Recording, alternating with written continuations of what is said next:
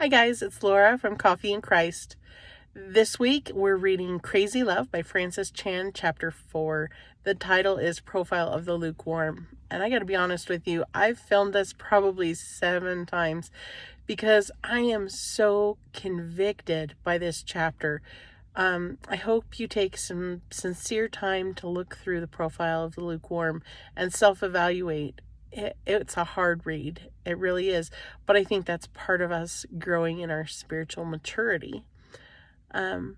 So one of the reasons I've struggled with this chapter and with filming these takeaways is it's really easy to compare ourselves, right? And say, well, at least I'm not doing what so-and-so's doing, whether or not they're Christians. This chapter brought up for me a lot of really old church hurt that I think I'm over, or I like to think I'm over. And I kept thinking, oh, how can I talk about that in this takeaway video? Talk about church hurt that's happened to me in a way that, well, one, doesn't disclose or call names of people who've maybe treated me in a less than loving manner, right? So I don't want to do that, and I don't want this to just be me ranting or just being mean and hateful to other Christians or other churches. Church hurt is real. It's definitely something I've experienced more than once in my lifetime.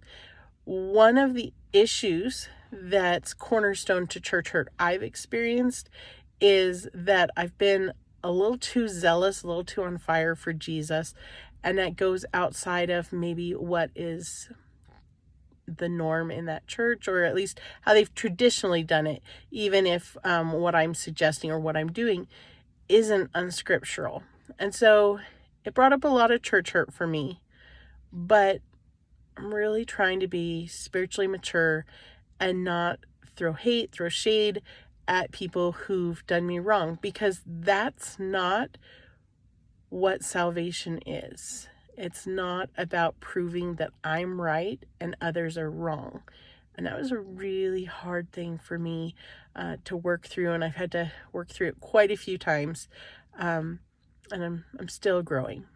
So when I've read about lukewarm Christians in my youth, I felt like I understood what the Bible was saying about lukewarm Christianity. And I felt like I understood hot Christianity, being on fire for Jesus, being really zealous, eager to share the word and serve others. But one thing I found myself wondering was, what would cold Christianity be like, right? Like, what is that? It's hard to envision. I think, and this is just my opinion, that it's probably the approach of a Pharisee, like a Pharisaical faith, just about rules, no forgiveness, and no love. But that's just my opinion. And really the focus of the chapter is lukewarm Christianity. And so I really hope you take the time to self-evaluate. I did. It was difficult. I'm looking forward to filming with Tracy here in a couple days. And I hope you're praying for us, that we're honoring God in the way that we discuss, learn, teach, and grow through this chapter. One of the things that I think people struggle with comparison is that we feel like we need to earn God's love or earn salvation, right? And so being on fire for God is not the same thing as being zealously in love with God and passionately sharing the gospel and just showing love to other people, right? And so I think that there's a lot of challenging things about this chapter. I hope this chapter challenges you too, and I'm looking forward to seeing you soon. Bye.